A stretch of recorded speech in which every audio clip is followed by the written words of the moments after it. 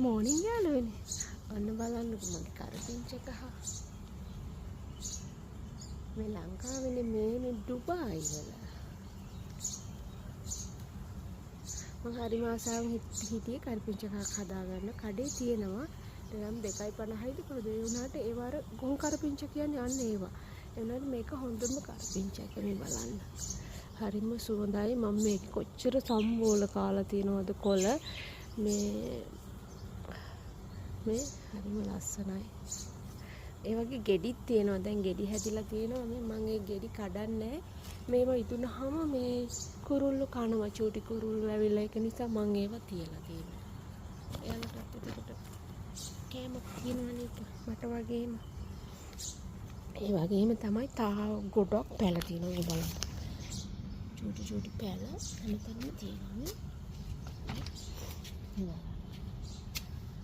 ඔයගොල්ලෝ ඩුබායි එකේ ජුමේරා පැත්තේ ඉන්නවා නම් මට දෙන්න පුළුවන්. ගොඩක් පැල තියෙනවා. මම බතල හදලා තියෙන එනකොට බතල ඒ වගේ මම දඬු කොළ කනවා මේ සම්බෝල හදලා එහෙම එනකොට අල හැදෙන්නේ. පැලට පැල ඕන නම් කියන්න මම ඉන්න තැනකට ගෙනත් දෙන්නම්.